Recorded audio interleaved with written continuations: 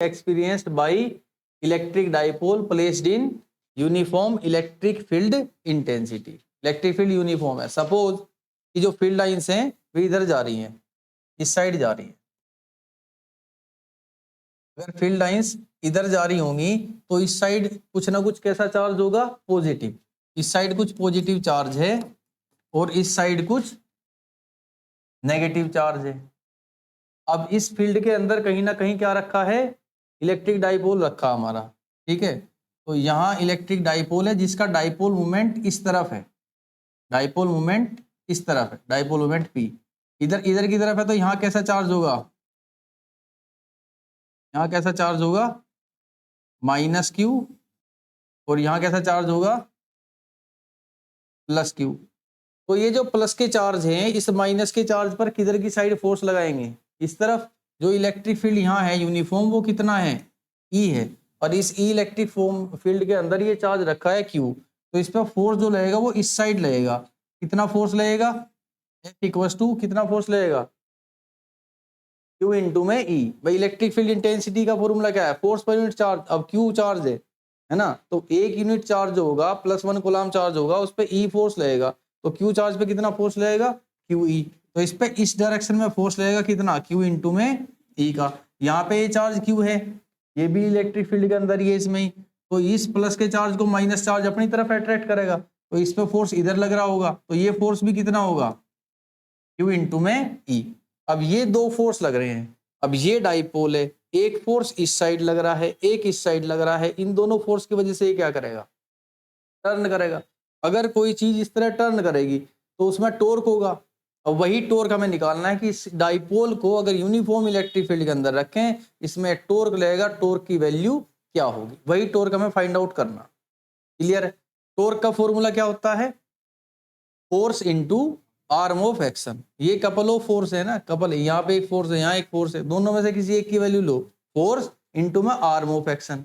अब arm of action क्या होती है, perpendicular distance between two forces. ये दो फोर्स इसे मिलके जो घुमा रहे हैं, इन्हीं दोनों फोर्स के बीच की परपेंडिकुलर डिस्टेंस। अब ये जो डिस्टेंस है डाइपोल की, ये बेटा तुम्हें पता है ये कितनी है, ये डिस्टेंस कितनी है, 2a।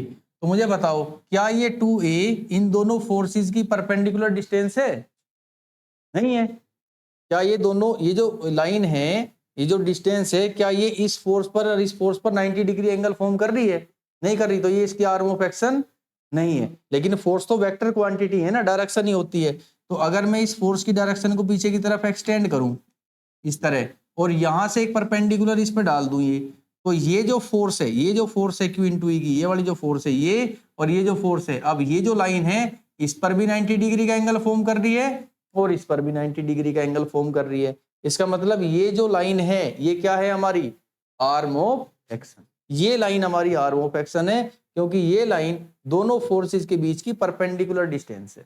ठीक है, तो इसको हम क्या कहेंगे, एक्शन। ये आर्म ऑफ एक्शन है। और आर्म ऑफ एक्शन क्या होती है, perpendicular distance between two forces. दो फोर्सेस के बीच की परपेंडिकुलर डिस्टेंस होती है। ठीक है, ये आर्म ऑफ एक्शन। चलो इस ट्रायंगल, एक ट्रायंगल ही फॉर्म हो रहा है, इसका नाम दे देते हैं ए बी और ट्रायंगल हो गया। ठीक, अब हमारे पास यहाँ दो वेक्टर हैं। एक वेक्टर है डाइपोल मोमेंट, ये डाइपोल मोमेंट इस तरफ है ये, और दूसरा वेक्टर इलेक्ट्रिक फील्ड इंटेंसिटी जो जा रहा है इधर। इन दोनों के बीच में, डाइपोल मोमेंट और इलेक्ट्रिक फील्ड इंटेंसिटी, इन दोनों के बीच में कितना एंगल है, क्या ये एंगल है थीटा। ये जो इधर की डायरेक्शन है ये क्या है, इलेक्ट्रिक फील्ड इंटेंसिटी, इस साइड क्या है, डाइपोल मोमेंट। तो थीटा क्या हुआ, बीच का एंगल हुआ इनका, डाइपोल मोमेंट P का और इलेक्ट्रिक फील्ड इंटेंसिटी का। ठीक है, तो ये हमारी सिचुएशन आ गई, इतना हमें फॉर्म करना है और अब निकालना है इसका टॉर्क। क्लियर है, तो अब देखते हैं टॉर्क का फॉर्मूला क्या होगा, torque that is equal to force into r action. ये हमारा फॉर्मूला है। तो torque to equal to, force का वैल्यू कितना है, Q into E। Arm of action हमारी क्या है, अब देखते हैं, वैल्यू तो हमें पता नहीं, लेकिन अभी देखो क्या है BC, तो BC is our arm of action. अब इसको हम मान लेते हैं इक्वेशन नंबर 1। क्या करना है, BC की वैल्यू निकालनी है। ये ट्रायंगल है हमारे पास, इस ट्रायंगल में ये एंगल थीटा जो हमें गिवन है कि P और E के बीच का एंगल है। एक ये जो हाइपोटेनस है, ये हाइपोटेनस हमें गिवन है कितनी है 2a, तो ये हाइपोटेनस है, ये एंगल है, तो ये बेस होगा और ये परपेंडिकुलर। हाइपोटेनस गिवन है, क्या निकालना है परपेंडिकुलर। थीटा पता है, तो कौन सी ट्रिग्नोमेट्रिक रेशियो लगेगी, अगर परपेंडिकुलर निकालना हो, हाइपोटेनस गिवन हो, थीटा गिवन हो, तो परपेंडिकुलर और हाइपोटेनस में कौन सी ट्रिग्नोमेट्रिक रेशियो लगती है, साइन थीटा। तो साइन थीटा लगाएंगे यहाँ पे। तो फ्रॉम ट्रायंगल ABC, ये जो BC है कहां से निकलेगा, ABC ट्रायंगल से। तो from triangle ABC sine theta is equal to क्या होगा, परपेंडिकुलर यानी कि BC डिवाइड बाई हाइपोटेनस जो कितनी है 2a। तो BC की वैल्यू यहां से कितनी आ जाएगी 2a साइन थीटा। अब इस वैल्यू को इसमें पुट करो इक्वेशन 1 में। Put this value in equation first equation में रखो, तो कितना आ जाएगा, तो is equal to QE into, और BC की वैल्यू कितनी है 2a साइन थीटा। ठीक है, अब तो इक्वल टू, अब मैंने बताया था डाइपोल के किसी भी डेरिवेशन के अंदर आप लोग क्या पुट करोगे, डाइपोल मूवमेंट। और डाइपोल मूवमेंट का फॉर्मूला क्या है, Q इंटू 2a। तो Q ये हमारे पास और 2a ये है, तो इसकी जगह क्या आ जाएगा P। तो ये हो गया तुम्हारा PE sine theta and that is the answer. यही टॉर्क का फॉर्मूला है, यही निकालना। क्लियर है डेरिवेशन। नेक्स्ट, अब इसी जो डाइपोल है इलेक्ट्रिक फील्ड के अंदर, इसी की हमें क्या निकालनी है, पोटेंशियल एनर्जी। ठीक है, अब कोई चीज अगर घूम रही है, मैंने क्या बताया था सिंपल सा, सबसे पहले ट्रिक जो डेरिवेशंस के हमने किए थे, तो उसमें हमने क्या डिस्कस किया था कि अगर कोई भी ऑब्जेक्ट है उसकी पोटेंशियल एनर्जी हमें निकालनी होगी, हम क्या निकाल लेंगे, वर्क। लेकिन अगर कोई चीज घूम रही होगी तब जो वर्क का फॉर्मूला लगेगा, वर्क का फॉर्मूला क्या लगता है normally, DW is equal to F dx cos theta.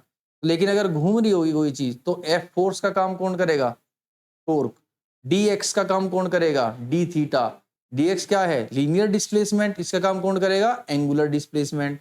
घूमने पे तो एंगुलर डिस्प्लेसमेंट ही होगी ना, कहीं जा थोड़ी रहा है, वहीं का वहीं घूम रहा है, तो एंगुलर डिस्प्लेसमेंट क्या होगी, d थीटा। वहां से DW का फॉर्मूला यूज करेंगे। ठीक है, तो वही है, consider an electric dipole of dipole moment P placed in uniform electric field intensity E। Theta is the angle between P and E। Theta 1 is the initial angle, theta 2 is the final angle. मतलब एक dipole है जो rotate करता है theta 1 angle से theta 2 angle तक, तब उस कंडीशन में उसका पोटेंशियल एनर्जी क्या होगा। तो अब उसी का फॉर्मूला यूज करते हैं, तो वर्क निकालना पड़ेगा, ये तो हमें पता है ना। ठीक है, तो क्या वो यूज करेंगे, DW इक्वल टू तो d थीटा। ठीक है, ये फॉर्मूला यूज होगा, DW इक्वल टू तो d थीटा। क्यों हुआ, क्योंकि DW इक्वल टू होता है F dx। तो फोर्स का काम कौन करेगा जब चीजें घूमती हैं, टॉर्क। dx का काम कौन करेगा, d थीटा।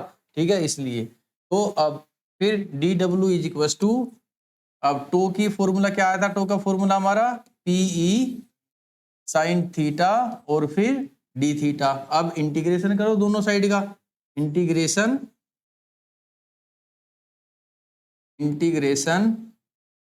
Both side.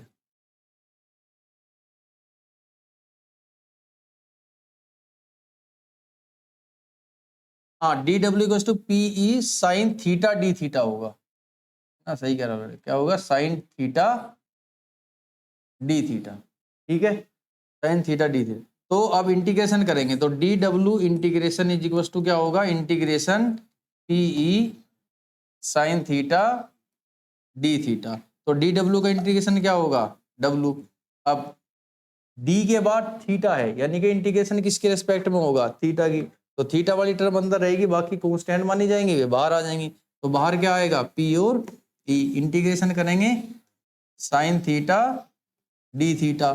तो अब साइन थीटा का इंटीग्रेशन क्या होता है, minus cos theta. Very good. अब लिमिट पुट करेंगे, क्योंकि थीटा है, थीटा की रेस्पेक्ट में इंटीग्रेशन कर रहे हो, तो लिमिट भी थीटा की रखेंगे। तो कहाँ से कहाँ तक मूव हुआ था ये, θ1 से लेके θ2 तक, तो माइनस तो बाहर आ गया, तो ये कितना हुआ वर्क W इक्वल टू कितना आ गया, ये आ गया माइनस PE, और यहाँ पे कोस थीटा, θ1 से θ2 तक, तो work is equal to minus PE। अब वैल्यू किसकी रखोगे पहले, थीटा की जगह अपर लिमिट, फिर माइनस, फिर लोअर लिमिट, तो कोस θ2 माइनस कोस θ1, ठीक है। तो ये जो है ना, ये हमारा डेरिवेशन है, ये हमारा वर्क आ गया, ठीक है। और मैंने क्या बताया था कि जो भी हम वर्क करेंगे यही वर्क किसके रूप में स्टोर हो जाएगा, पोटेंशियल एनर्जी के रूप में, तो यही इसकी पोटेंशियल एनर्जी भी होगी। तो दिस वर्क डन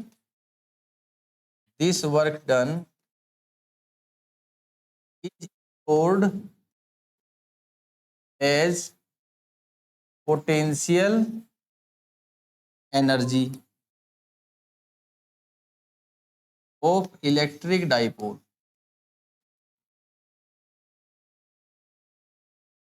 तो पोटेंशियल एनर्जी जो होगी इलेक्ट्रिक डाइपोल की, या इलेक्ट्रिक पोटेंशियल एनर्जी भी कह सकते हैं, वो कितनी होगी, माइनस PE कोस θ2 माइनस कोस θ1, ये होगी। चलो ठीक है। अब सपोज ये फाइनल थीटा है, ये फाइनल एंगल है, ये इनिशियल एंगल है। अब ये नहीं दिया आपको, अब स्टार्टिंग में आपसे पूछ लिया कि बताओ 45 डिग्री पर डाइपोल रखा है, उसका पोटेंशियल एनर्जी क्या है, एक ही एंगल है, तो आप बस क्या यूज करोगे, आंसर में भी एक ही एंगल यूज कर, डेरिवेशन यही तक है, फॉर न्यूमेरिकल यूज। तो अगर एक ही एंगल गिवन है, if only one angle is, अगर केवल एक ही एंगल गिवन है तो पोटेंशियल एनर्जी का क्या फॉर्मूला होगा, माइनस PE कोस थीटा, बस आप इतना यूज करोगे। दो एंगल है, ठीक है, लगाओ, ये फॉर्मूला है, नहीं तो बस ये क्लियर है। नेक्स्ट, अब हमें निकालनी है electric field intensity at axial line of A uniformly charged ring. हमारे पास क्या है, एक रिंग है, इस पर यूनिफॉर्म चार्ज है, सपोज की पॉजिटिव चार्ज है, कुछ भी हो सकता है, लेकिन हमने पॉजिटिव चार्ज से मान लिया कि ये जो ना पॉजिटिवली चार्ज है, पूरी रिंग पॉजिटिवली चार्ज है, और इसका चार्ज डेंसिटी कितना है, लैम्डा, ठीक है। इस पर पूरा चार्ज कितना है, Q, और इसका चार्ज डेंसिटी कितना है, लैम्डा। अब चार्ज डेंसिटी का मतलब क्या होता है, डेंसिटी का मतलब क्या है, वन में कितना, तो लीनियर चार्ज डेंसिटी मतलब वन लाइन पर कितना, 1 मीटर पर कितना। सरफेस चार्ज डेंसिटी मतलब 1 यूनिट एरिया जो सरफेस का है उस पर कितना। वॉल्यूम चार्ज डेंसिटी का मतलब कि 1 यूनिट वॉल्यूम के अंदर कोई क्वांटिटी है वो कितनी, ठीक है। तो यहाँ पे तो चार्ज किस पर है, एक लाइन पर है, तो यहाँ क्या यूज होगा, linear charge density. Linear charge density को क्या कहते हैं, लैम्डा, ठीक है। तो देखते हैं, suppose that the ring is placed with its plane perpendicular to x axis, ये एक्स एक्सिस है, दिस इज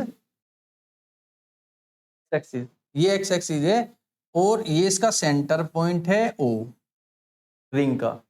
इसका जो रेडियस है ये कितना है, A रेडियस है इसका, ठीक है। ये मतलब कुछ इस तरह है, ये एक्स एक्सिस है, इसके परपेंडिकुलरली ऐसा रखी है, ये एक्सिस है तो ये ऐसा रखी है यहाँ पे परपेंडिकुलर। प्लेन कैसा एंगल फॉर्म कर रहा है एक्स एक्सिस से, 90 डिग्री का। प्लेन जो है एक्स एक्सिस पर परपेंडिकुलर है।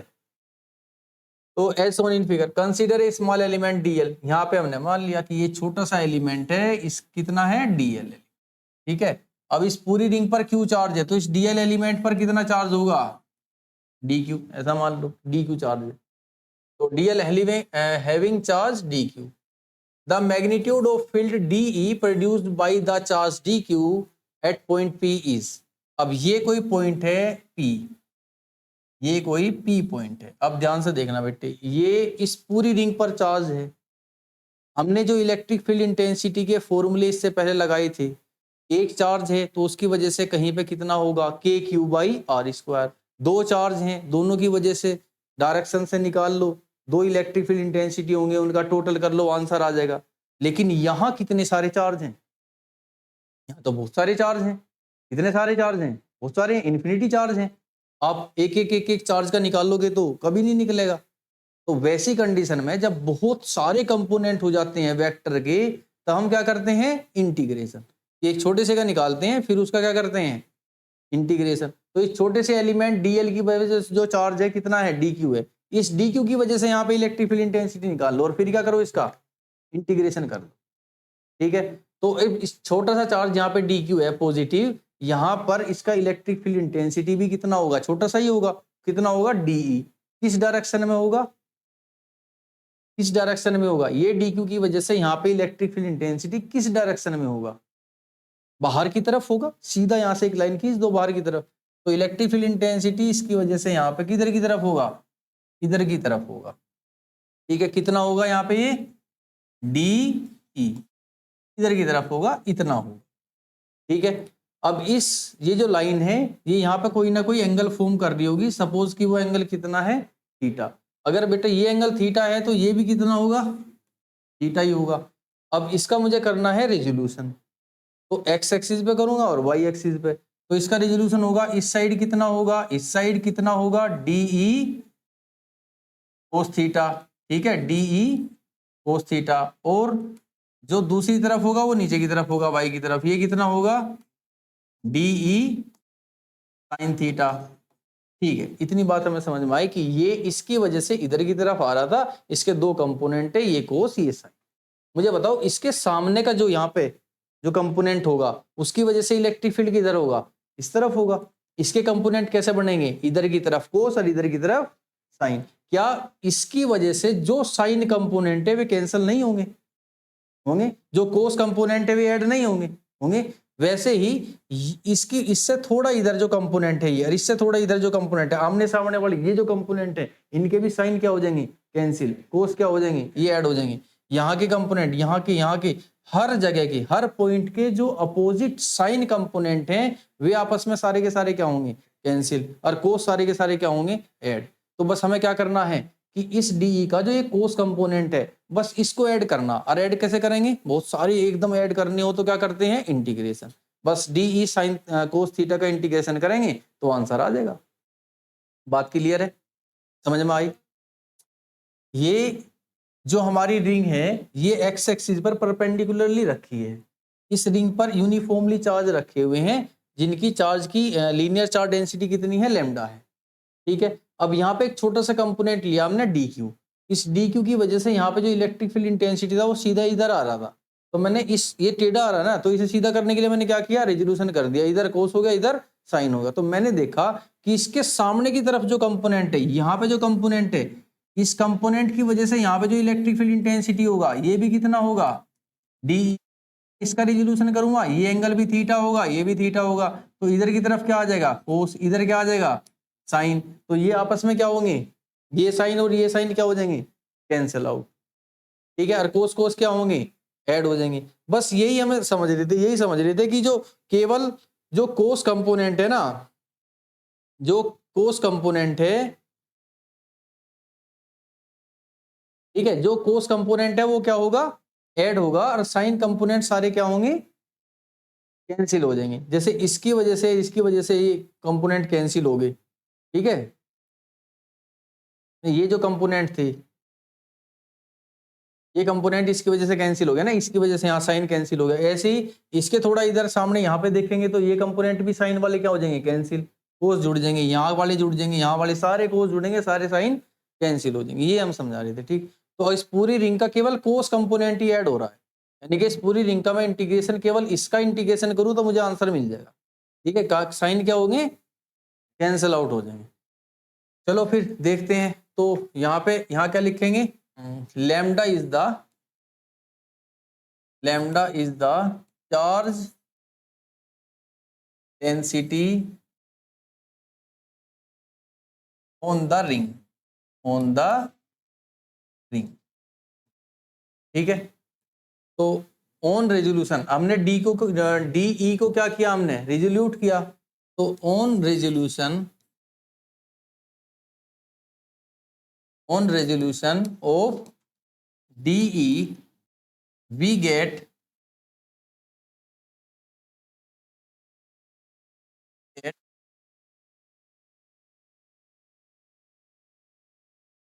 And cos components, sine and cos components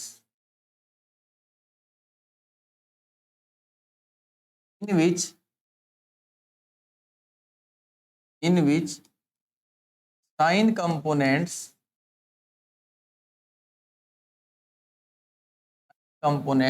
will cancel out